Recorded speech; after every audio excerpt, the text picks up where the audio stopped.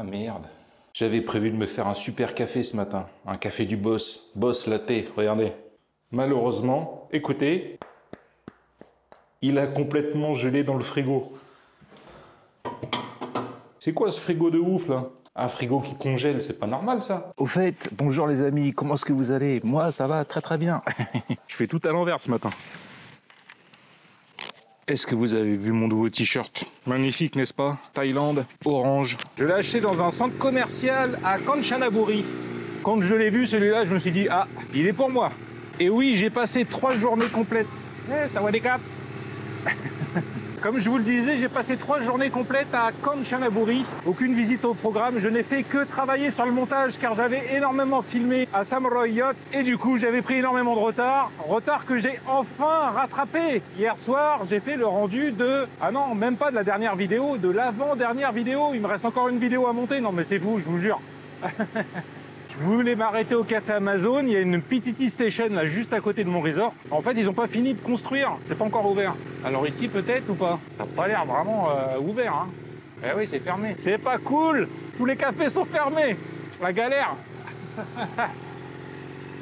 J'avais prévu de boire un café du boss, donc je vais boire un café du boss. Je vais aller au 7-Eleven et basta. J'ai peut-être trouvé mieux. La dernière fois que je suis venu ici, cette station-service n'existait pas. Tout ça a été construit entre-temps. Et d'ailleurs, c'est pas complètement fini car le café Amazon ici n'est pas encore ouvert. Je vous avais dit que cette fois-ci, j'essaierai de visiter des endroits que je n'avais pas vus lors de mon premier road trip ici en Thaïlande. Effectivement, ça va être le cas, mais il y a quand même certaines choses que je n'ai pas pu voir lors de mon premier road trip ici en Thaïlande, soit parce que c'était fermé, soit parce que j'ai eu des petits soucis de santé. Et du coup, cette fois-ci, je me rattrape. C'est pour ça que je me suis arrêté à Samurai Yacht. Déjà d'une, pour rencontrer Olivier qui m'y a invité, et puis de deux, pour visiter le parc national que je n'avais pas pu faire lors de mon premier séjour ici. Comme je vous le disais, l'endroit où je me trouve actuellement, j'y suis déjà venu lors de mon premier road trip et je n'ai pas pu visiter ce que je comptais voir ici, c'est-à-dire les cascades d'Erawan.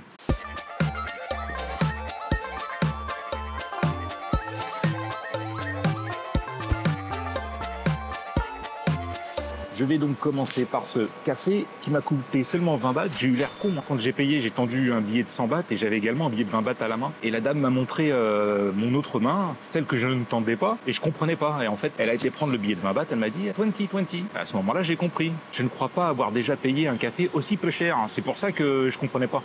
Et je me disais, bah c'est pas possible, il y a un truc qui va pas. Bon, on va dire que c'est un café extrêmement léger, hein. Alors quand je dis extrêmement encore, je pense que je suis en dessous de la vérité. Ouah, c'est pas mauvais, mais c'est surtout du lait aromatisé au café, on va dire, hein. J'ai un peu galéré à trouver un logement ici. À la base, j'avais prévu de partir directement de Kanchanaburi, d'aller jusqu'aux chutes d'Erawan et ensuite de revenir à Kanchanaburi le même jour. Et puis finalement, je me suis dit, bon, bah, je vais passer au moins 2 nuits près des chutes. Comme je le disais, j'ai un petit peu galéré à trouver une chambre d'hôtel ici. Il y a quand même pas mal d'offres, mais les prix sont assez élevés, voire parfois très très élevés, avec des prix complètement hallucinants. Et comme vous le savez, hein, j'ai pas un budget extensible à l'infini. Du coup, je fais quand même assez attention au prix de mes chambres. J'ai pas pris la chambre la moins chère que j'ai trouvée. Vous le savez, il me faut un minimum de confort, au moins la clim, et puis un espace pour pouvoir travailler sur l'ordinateur. J'ai fini par trouver une chambre ici à 25 € la nuit. Alors oui, c'est plus cher que ce que je mets d'habitude ici en Thaïlande, hein. Je dirais qu'en Thaïlande, en moyenne, le prix des chambres que je paye, c'est une quinzaine d'euros. Bon, bah là, 25. Mais honnêtement, ça va. C'est que pour 2 nuits. Et puis j'aime bien là où je me trouve, c'est vraiment très très calme. La chambre est tout à fait classique, vous pouvez le voir sur les vidéos que je vous montre en même temps que je vous parle. Ce que j'aime beaucoup, c'est que mon bungalow se trouve assez éloigné de la rue principale, donc on n'entend pas trop la circulation. Et surtout, il y a plein d'arbres autour, du coup on entend les petits oiseaux le jour et surtout le matin. Ce matin, j'ai kiffé. Alors ils m'ont réveillé tôt, mais c'était hyper agréable, vraiment. Je vais quand même passer au 7-Eleven car j'ai des trucs à acheter. De l'eau, un briquet et de la super glue. On va prendre l'Elephant Brand, hein. C'est bien ça, avec un nom pareil. En plus, ça vient du Japon. Ok. Voilà. Peut-être prendre un truc à grignoter aussi quand même, hein. Ouais, c'est bien ça. Une bouteille d'eau fraîche qui va pas rester fraîche bien longtemps, vu la chaleur qu'il fait. Alors ça va fondre immédiatement. J'avais prévu de le garder pour plus tard, mais finalement, je vais garder ça pour plus tard, parce que ça fond pas. C'est la première fois que je prends ça. Top chocolat extra large. 10 bahts. Ça fait pas longtemps hein, que je viens de sortir du 7-Eleven, hein. Même pas une minute, c'est déjà en train de fondre. Pourquoi j'ai pris ça? Parce que les chutes d'Erawan, elles sont sur 7 niveaux. Donc il y a un peu de grimpette à faire. Il me faut un peu de force hein, quand même avant d'arriver là-bas. On est sur une copie de Lyon. C'est pas aussi bon qu'à Lyon, mais franchement, ça se mange. Du coup, ce qui est vachement pratique, c'est que je me trouve à même pas 10 minutes des chutes d'eau. Ah, c'est super!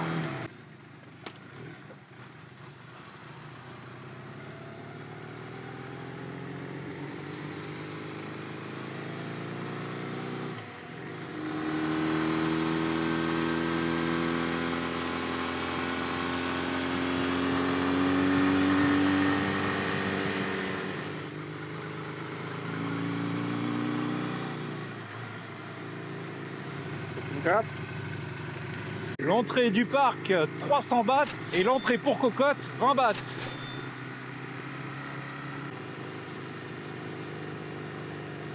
Parking de roues à l'ombre. Top. Quand vous voyagez comme je le fais et que vous filmez en même temps, vous passez votre temps à essayer de résoudre tout un tas de petits problèmes. Aujourd'hui, on va essayer de réparer ça, car cette petite pièce ici, normalement, va là-dedans. Et ensuite, je peux visser ça sur le trépied. Alors ça, c'est pour pouvoir prendre mes photos Instagram. Sauf que ça, eh ben évidemment, ça ne tient plus. Que fait-on quand on est un bricoleur du dimanche comme moi? On essaye de résoudre la plupart des problèmes avec du scotch ou de la super glue. Oh, on va bien doser. Hein. On va tartiner. J'ai l'impression que c'est de travers.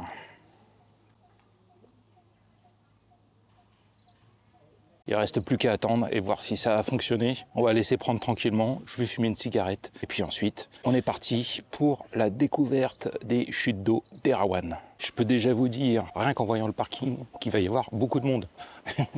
Les amis, je vous présente Serge, qui m'a reconnu lorsque... à Krabi. Hein, voilà. Et là, on vient de se rencontrer à Kanchanaburi. Incroyable. Erawan Park. Incroyable, ouais, tout à fait. C'est fou. Ouais. Comme je disais à Serge, normalement, je devais arriver beaucoup plus tôt ce matin. Je comptais arriver ici pour l'ouverture. Et puis, j'étais tellement bien au lit, il y avait les petits oiseaux, parce que je loge juste à côté, là. Ah. C'était super, donc j'ai pris le temps. Et puis, finalement, je suis arrivé plus tard, et tant mieux, parce que je tombe sur toi, c'est fou. Ouais. C'est incroyable, incroyable.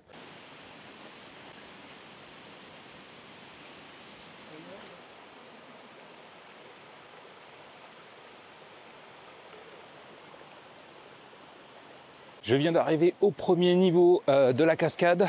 Vous avez vu sur le panneau que j'ai filmé tout à l'heure. Le dernier niveau, il est à 1,5 km. Ça va être compliqué.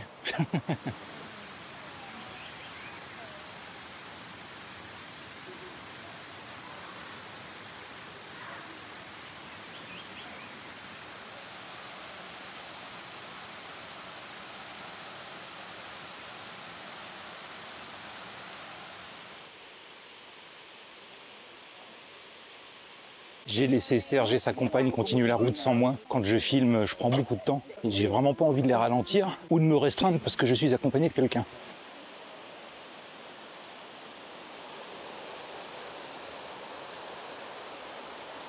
Deuxième niveau de la cascade validé, direction le 3e niveau.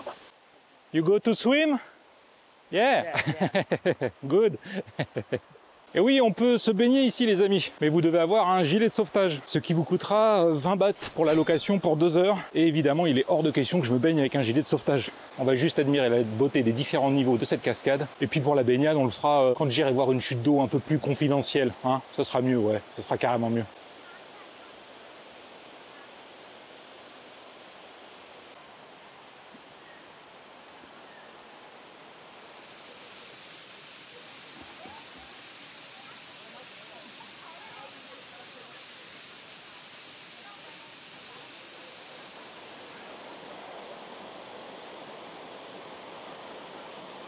Troisième niveau validé, direction le 4e niveau. Ce que je peux vous dire pour l'instant de ce que j'ai vu de la cascade, c'est très beau. L'eau est magnifique. Ouais, non, c'est vraiment très très joli. Ce que je peux vous dire également, c'est qu'il y a beaucoup trop de monde.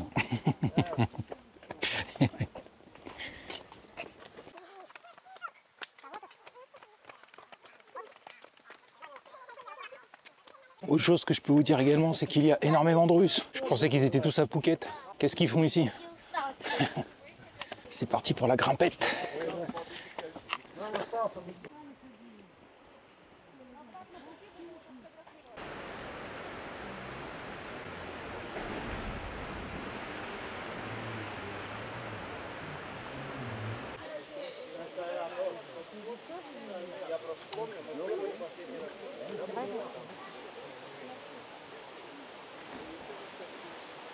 Niveau 4, validé. Alors le prochain, là, il est un peu plus loin quand même. 450 mètres. Il y a beaucoup trop de monde ici. Après tout, je ne peux m'en prendre qu'à moi-même. J'avais prévu de venir à l'ouverture, j'aurais dû le faire. C'est de ma faute, bien fait pour ta gueule Elvis. Au moins à l'ouverture, ça aurait été beaucoup plus calme. Il y a beaucoup de gens qui viennent visiter les chutes d'Erawan en partant de Kanchanaburi ou même parfois de Bangkok. Donc ils sont rarement ici à l'ouverture, ils arrivent en général plus tard. J'en reviens toujours pas d'être tombé sur Serge et sa compagne quand je suis arrivé ici. Mais c'est fou. Vous vous rendez compte, la dernière fois que j'ai vu, c'était à Krabi. Et comme par hasard, exactement le même jour et à la même heure, on se trouve au même endroit à combien, je sais pas, 800, 900, peut-être 1000 km de Krabi. C'est fou. Incroyable. Une fois que vous avez passé un certain niveau sur le chemin qui mène à la dernière cascade, on vous indique clairement sur les panneaux que vous ne devez pas emporter d'eau avec vous. Pas de nourriture, pas de boisson. Évidemment, j'ai gardé ma bouteille d'eau dans mon sac à dos, faut pas déconner. Je vais pas monter pendant plus d'1 heure pour arriver au dernier niveau et ensuite faire le chemin du retour sans boire une goutte d'eau. Non mais ils sont fous quoi.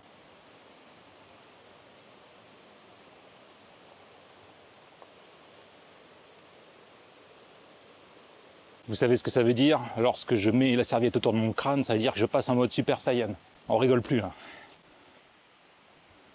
Oh, je suis enfin tout seul. Cela ne m'est pas arrivé depuis que j'ai commencé la grimpette.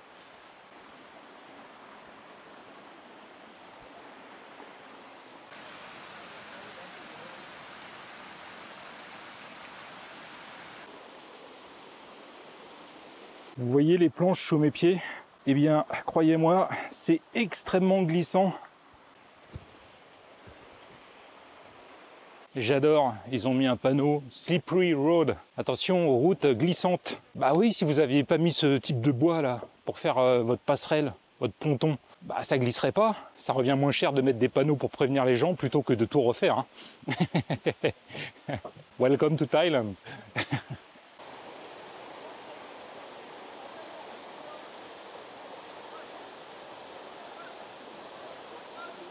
Niveau 5, validé. Honnêtement, est-ce que ça vous donne envie de vous baigner quand vous voyez tous ces gens qui sont déjà dans l'eau? Malheureusement, tout cela me donne une impression de parc d'attractions, si vous voyez ce que je veux dire. Non, c'était pas un serpent, juste une racine. Je crois finalement que j'aurais préféré qu'ils interdisent la baignade partout ici. Apprécier pleinement la beauté de ce lieu avec des dizaines de gens en train de se baigner en gilet de sauvetage orange. Honnêtement, pour moi... c'est pas ça. Donc oui, je milite pour l'interdiction de nager dans les cascades d'Erawan.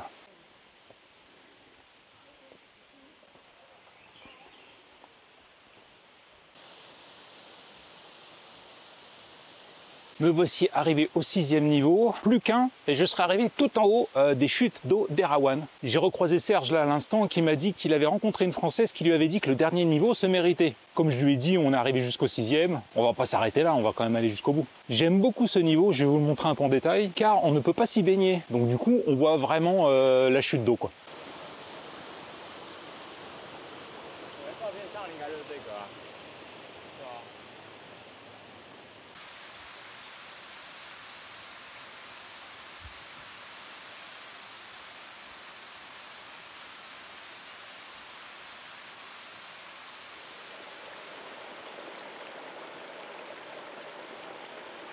J'ai pu constater, surtout en arrivant près du sommet, qu'une bonne partie des chutes d'eau est à sec.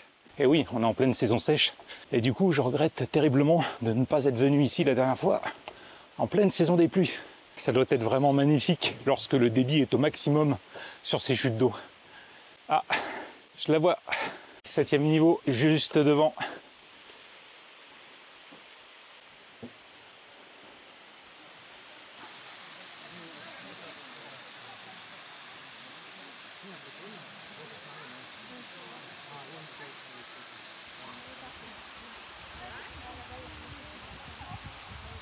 Et bien voilà, c'était le 7e niveau où j'ai retrouvé Serge une fois de plus. Et puis François, me semble-t-il, un Alsacien qui vit en Thaïlande. Si jamais tu regardes cette vidéo, François, je te passe le bonjour, c'était cool de te rencontrer. Si vous venez ici, sachez que l'ascension jusqu'au 7e niveau n'est pas particulièrement difficile. Ça prendra du temps. De toute façon, en général, on s'arrête à chaque niveau un petit peu pour profiter de ce qu'il y a à voir. Toujours faire attention dans les escaliers, hein. Même ici, on a certaines marches qui sont plus petites que d'autres, ou moins profondes, et ça, c'est un coup à vous casser la gueule.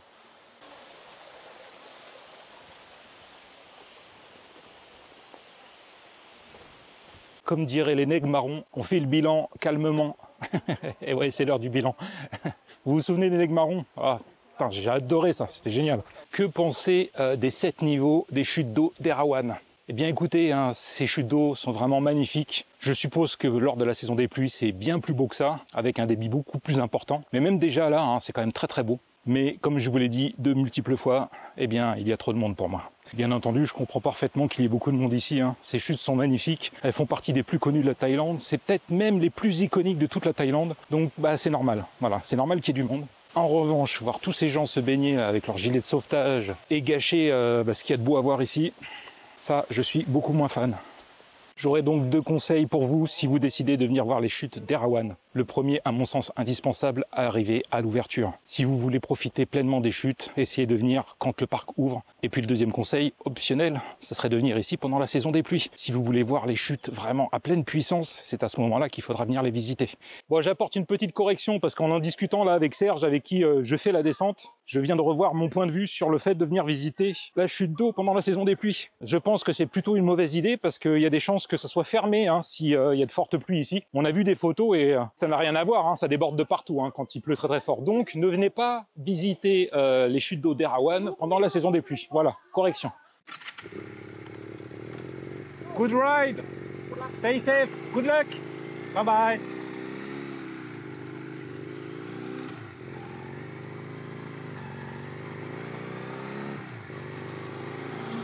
Voilà, j'ai enfin pu voir les chutes d'Erawan. Vous voyez, je suis parti ce matin à un peu plus de 10 h et là, il est 4h, 4h30. J'ai passé quasiment toute ma journée là-bas. Bon, faut dire qu'on a un peu discuté aussi avec Serge hein, sur la fin. On a bu un coup ensemble, on a discuté, c'était vraiment sympa. Du coup, les visites sont finies pour moi pour aujourd'hui. Je vais aller manger un bout et puis surtout, je vais aller acheter un melon. Car j'ai vu beaucoup de stands où ils vendent des melons et je suis très curieux de goûter les melons d'ici. Le melon est un fruit que j'adore, vraiment. Alors on va voir si les melons d'Erawan sont bons.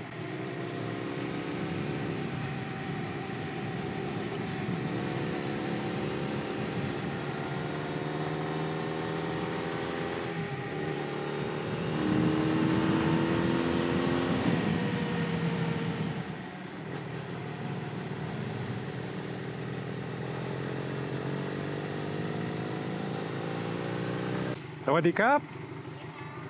Comme cap. Alors. Oh, c'est bon. And yellow, yeah.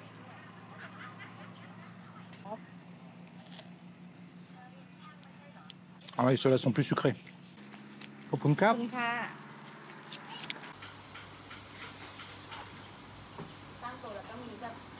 La serveuse a insisté sur le fait que c'était piquant. Quand je lui ai dit oui, pas de problème, j'aime ça, elle m'a regardé, elle m'a dit really? Vraiment? Du coup, j'ai peur.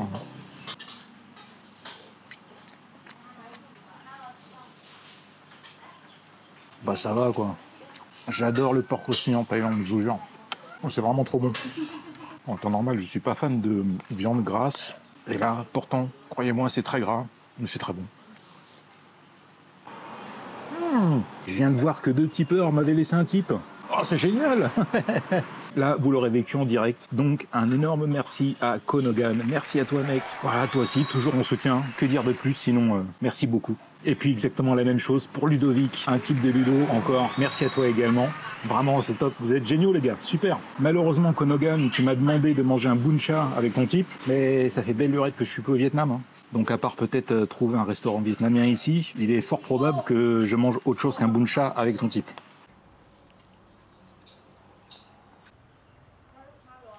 Ça me fait toujours énormément plaisir quand je vois dans ma boîte mail qu'on m'a laissé un tip. Je vous assure, même si c'est juste 1 €, vous pouvez pas imaginer à quel point ça me rend heureux. Voilà, ça fait toujours ma journée. Au cas où vous vous poseriez la question suivante, je vais y répondre. combien est-ce que ça me rapporte les vidéos sur YouTube? Eh bien, sachez qu'avant d'avoir 1000 abonnés, on ne peut pas monétiser ces vidéos. Depuis que je suis passé à plus de 1000, grâce à vous, merci beaucoup, je monétise mes vidéos et ça ne m'a absolument rien rapporté. Zéro, que chi, nada. J'ai déjà mangé bien plus épicé que ça. Hein. Notamment certains plats que pouvait préparer la maman de Jou et qui étaient, croyez-moi, waouh, violents. Ça, à côté, c'est un plat pour les enfants. Aujourd'hui, j'ai pas fait grand-chose, donc on va enchaîner directement avec la journée de demain. Et ça sera une surprise aussi bien pour vous que pour moi, car je ne sais pas exactement où je vais aller demain. J'ai une petite idée, mais encore rien de sûr. On verra bien demain matin. Hein, la nuit porte conseil. On se retrouve dans 3, 2, 1... Finalement, je vous retrouve un peu plus tard le même jour pour déguster le melon. Et oui, j'avais oublié le melon. On va le déguster ensemble, on va voir si ça vaut le coup d'acheter du melon ici en Thaïlande. Je l'ai préparé, je l'ai mis au frais, donc il devrait être à température parfaite. Il me faut juste une chose indispensable pour manger mon melon. Ma cuillère que j'ai achetée l'autre jour au 7-Eleven avec une fourchette. Et oui, quand vous achetez des plats tout près au 7-Eleven, ils vous donnent des couverts en plastique, mais franchement, c'est une horreur de manger avec ces couverts. Donc j'ai décidé de m'acheter une cuillère et une fourchette. Ça m'a coûté, je sais pas cher en tout cas, hein, ça c'est sûr. Bon, par contre, regardez, hein. Ce ne sont pas des couverts de grande qualité. Oui, d'ailleurs, ça c'est un reproche que je ferai en général aux couverts qu'on vous donne ici en Thaïlande. Ils sont toujours très fins, très fragiles. Dès que vous forcez un petit peu dessus, ils se tordent et ça, je déteste. C'est bon, vous me voyez, je suis dans le cadre. Ça a l'air d'être bon.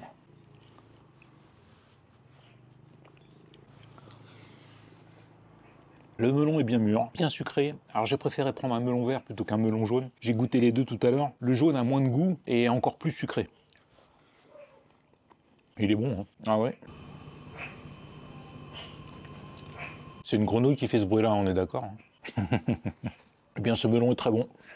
Vous savez quoi? Cette journée de visite aux chutes d'eau d'Erawan m'a aidé à prendre ma décision pour ma prochaine destination. Car oui, j'hésitais encore. J'étais pas vraiment sûr de là où j'allais me rendre. Et puis finalement, cette visite d'aujourd'hui avec tout ce monde m'a donné une seule envie, m'éloigner de la foule et me retrouver dans un coin un peu plus paumé, voire complètement paumé, et c'est donc ce que je vais faire demain.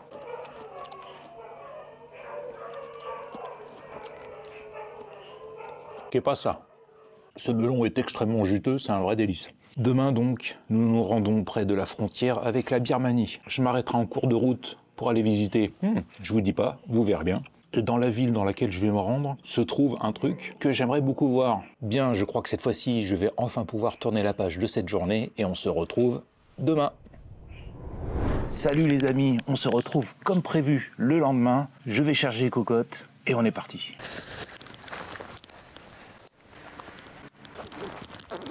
Je vais aller récupérer la caution que j'ai laissée pour la clé. En Thaïlande, c'est pas systématique, mais je dirais que 9 fois sur 10, on vous demande une caution lorsque vous récupérez vos clés de chambre. Ce qu'on ne m'avait jamais demandé ni au Vietnam, ni en Corée du Sud, ni au Japon.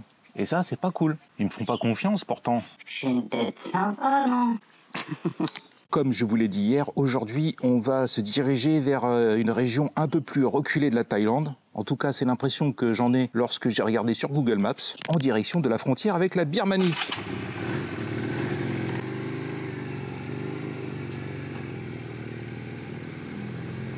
Leçon du jour, si vous venez en Thaïlande et qu'on vous demande de laisser de l'argent pour la clé de votre chambre, demandez toujours un reçu de l'argent que vous avez donné pour pouvoir le présenter lorsque vous allez faire le check-out. C'est la première fois que ça m'arrive. La dame ne se souvenait pas que je lui avais donné 500 bahts. En plus, 500 bahts, c'est énorme hein, comme dépôt. Hein.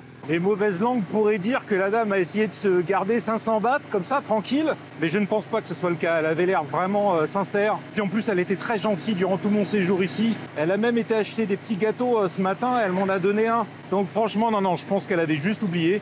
Si on vous demande de laisser de l'argent pour la clé de l'hôtel, n'oubliez pas de demander un reçu. Ça me servira de leçon également.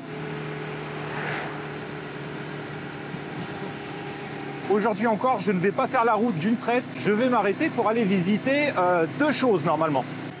Regardez comme c'est sympa. Près du parc national d'Erawan, vous avez énormément de resorts qui vous proposent des logements sur la rivière. J'aurais bien aimé en prendre un comme ça, mais c'était pas dans mon budget. Franchement, j'étais très bien là où j'étais. Hein.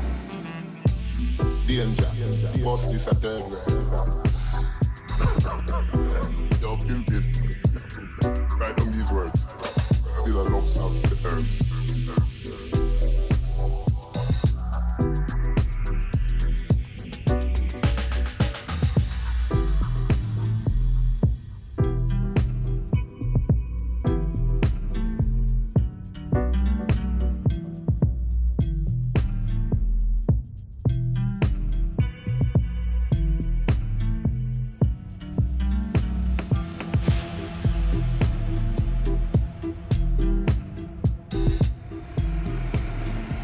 Le moment est venu de goûter le petit gâteau que la dame m'a donné à l'hôtel.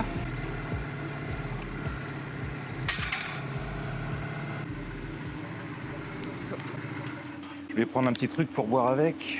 Je l'ai jamais testé encore celui-là. Triple black. Ça sera mon petit déjeuner aujourd'hui. Je n'ai aucune idée de ce qu'il y a à l'intérieur. C'est encore une de ces spécialités thaï où on ne sait pas vraiment si on mange un dessert ou un plat salé, quoi. C'est sucré, mais il y a de la mayo, il y a du jambon. Et puis au centre, je ne sais pas ce que c'est, ça. Il me semble que c'est de la viande séchée, hachée. Ce mélange sucré-salé peut être très déstabilisant pour nos palais européens. Je dirais pas que c'est exceptionnel, mais c'est pas mauvais. Ah, ça me plaît. 3 espressos dans une canette, histoire d'avoir un bon boost de caféine. Et c'est très, mais alors très légèrement sucré. À mon avis, ils en mettent très peu. Et ça, c'est bien, parce qu'en général, les cafés comme ça, dans les 7-Eleven, sont extrêmement sucrés. Quand je vous dis que les stations de repos thaï sont imbattables, regardez ça.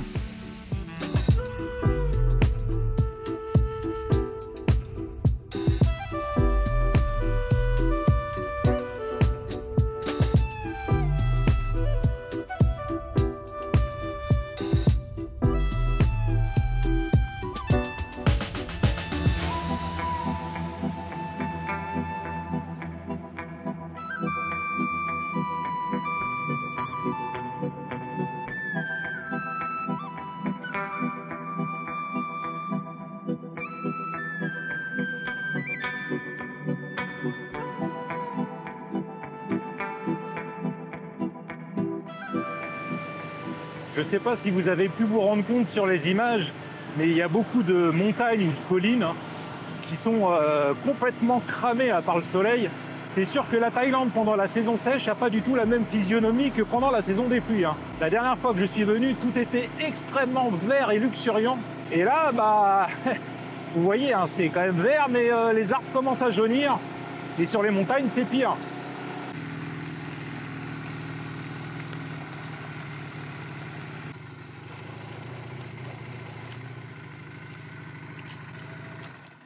Premier arrêt de la journée au Tirumala Balaji Buddhist Temple.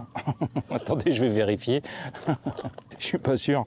Ah si, c'est bien ça. Soyez donc les bienvenus au Tirumala Balaji Buddhist Temple. J'ai décidé de m'arrêter ici parce que j'ai vu quelques photos et ça a l'air d'être un temple assez intéressant, assez atypique, un temple plutôt hindouiste. À l'entrée du temple, il y a un panneau indiquant que ce n'est pas une attraction touristique et qu'on est donc prié de ne pas faire de bruit, de ne pas déranger, car apparemment c'est un lieu de retraite également. Je vais donc faire une visite rapide parce que j'ai beaucoup de route à faire aujourd'hui en mode ninja.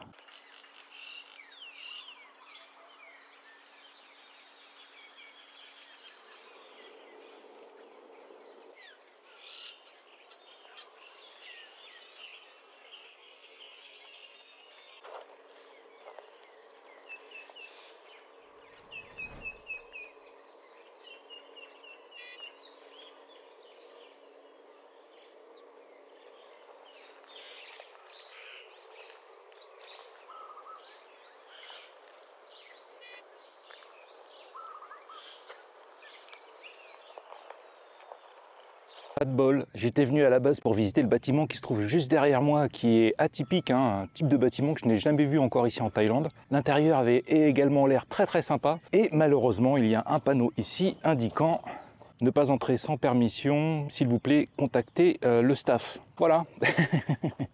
Dommage, hein. Bon, j'ai pu voir le reste, il y a des statues intéressantes, hein. Notamment une statue de type hindouiste. Alors je sais pas trop quelle est la divinité ou le personnage représenté allongé là. Et puis derrière une statue monumentale de moine. Ça aura été une visite express, hein. C'est moi qui vous le dis. Direction la deuxième étape, car oui, j'ai une deuxième chose à voir avant d'arriver à mon hôtel. D'ailleurs, les visites se feront au début de parcours, parce qu'après, j'en aurai pour encore plus de 2 heures de route. Je peux officiellement déclarer cette visite comme étant un fail. Et oui, j'étais venu juste pour ce bâtiment, il est fermé. Fermé et non accessible, à la totale, quoi. Ah, c'est con quand même, hein, il avait l'air chouette, hein. Bon. Oh oui, un peu d'air. Oh. Oh oui. C'est bon. Na, na, na, na, na. Oh. When you're gone, when we miss you. You roll with the blame, with the wisdom. When we turn you and twist you. No. You love it when you roll up. You look good in the wisdom when you fall up. Me prefer you when you cure up. But when you fresh, you burn the chest. Oh, na, na, na, na, na. Oh. When you're gone, when we miss you. You roll with the blame, with the wisdom. When we turn you and twist you. Vous avez vu, on dirait des couleurs d'automne, alors que non, hein, il n'y a pas d'automne ici. C'est juste que c'est hyper sec, quoi.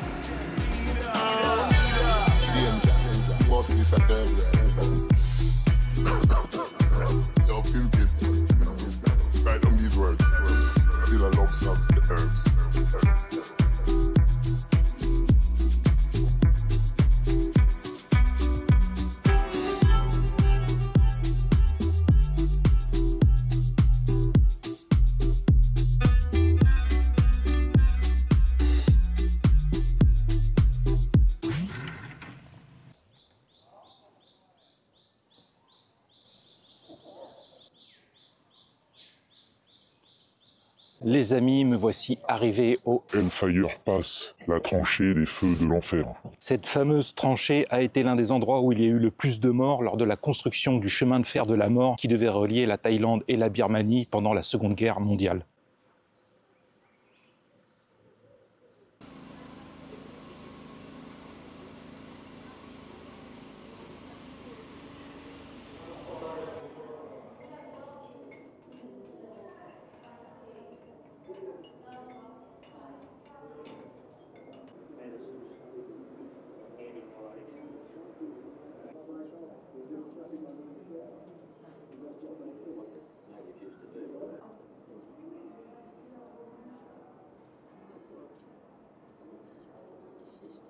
Down with just on one side, and I could keep the wings back in the cab, you know, and I did everything I possibly could.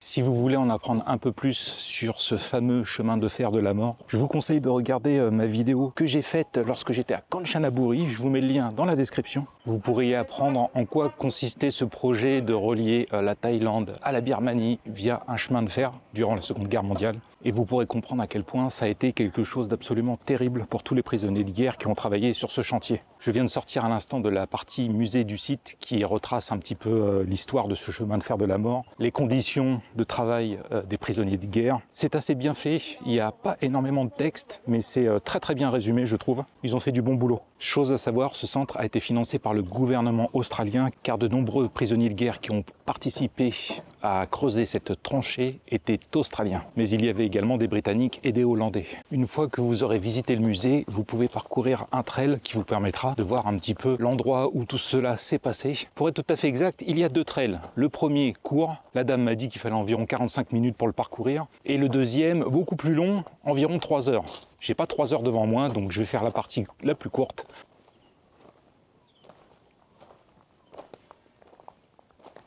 Sachez que les conditions de détention et de travail des prisonniers étaient absolument terribles. Ils souffraient de malnutrition. Il y avait quelques docteurs parmi les prisonniers de guerre qui faisaient tout leur possible pour soigner leurs camarades avec rien, parce qu'ils n'avaient pas de matériel médical. Ils ont dû carrément inventer de nouvelles techniques pour pouvoir soigner leurs camarades, notamment grâce aux connaissances de certains docteurs néerlandais qui avaient passé du temps dans la jungle et qui connaissaient les propriétés de certaines plantes. Vous aviez le choix parmi un large panel de morts différentes quand vous étiez prisonnier de guerre le long long du chemin de fer de la mort. Vous pouviez mourir de malnutrition, vous pouviez mourir exécuté par les tortionnaires japonais, ou alors battu à mort tout simplement parce que vous aviez fait une connerie. Et évidemment, vous pouviez également mourir de maladies, hein. Le choléra, la dysenterie, la malaria, ou bien simplement de surinfection de vos blessures. Et oui, ici, si vous vous blessez, que vous vous coupez, que vous vous ouvrez la peau, la blessure peut très rapidement se surinfecter.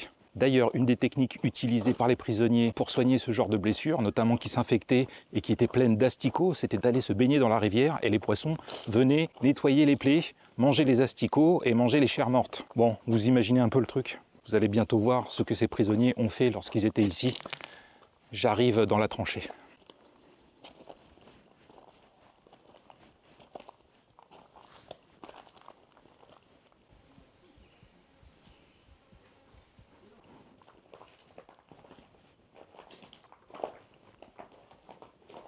Toutes ces roches que vous voyez autour de moi ont été creusées à l'aide d'outils extrêmement rudimentaires, hein. Des pics en métal et des marteaux. C'est tout ce qu'ils utilisaient pour pouvoir creuser ces roches.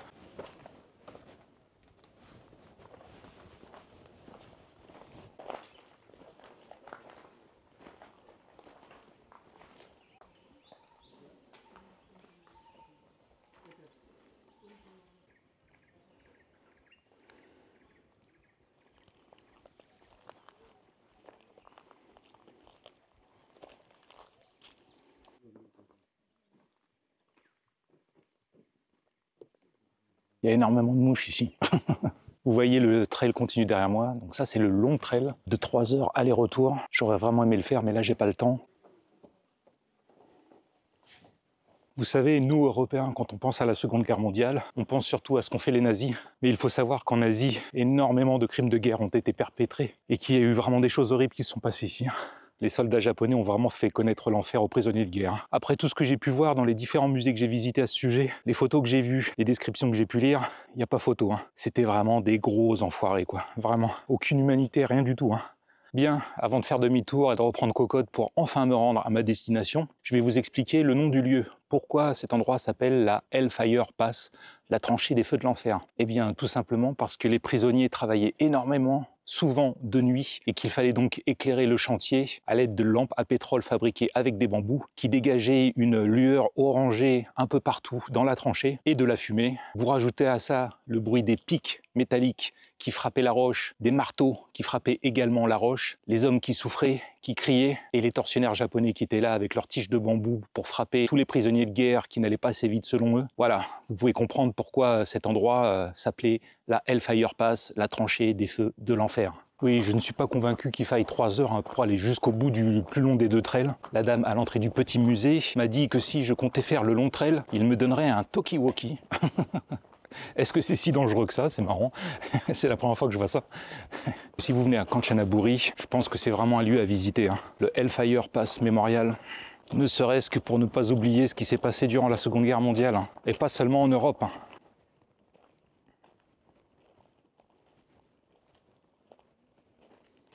Il est 1h30, je pense que je vais manger ici avant de repartir, car je commence à avoir très faim. Et il y a tout un tas de petits restaurants là près du parking. Ça sera parfait. Et il fait chaud, hein.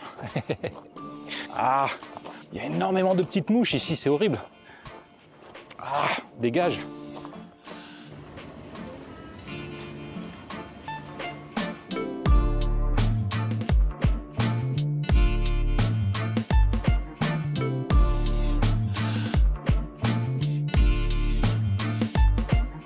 Vous ne pensiez tout de même pas que j'allais quitter les lieux sans prendre un petit café? Ça va pas la tête? Ah ouais, j'en ai besoin là. Je viens de manger, il me reste 2h30 de route à faire, voilà. Et il faut que je me réveille un peu quand même, hein. Vers l'infini et au-delà.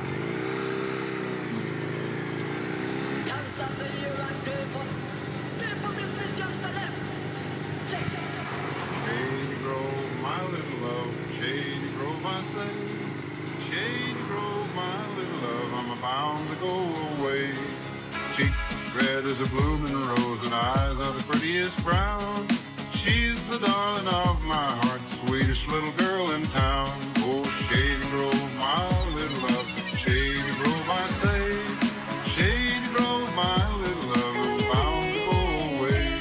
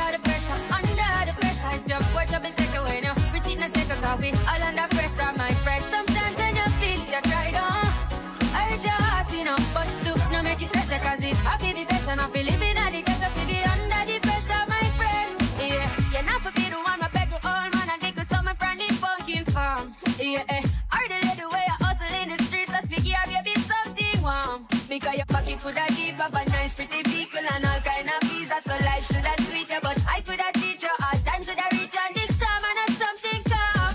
Let's see my Shady Grove, she's standing in the door. Her shoes and stockings in her hand, and a little bare feet on the floor. Shady Grove, my little love, Shady Grove, I say.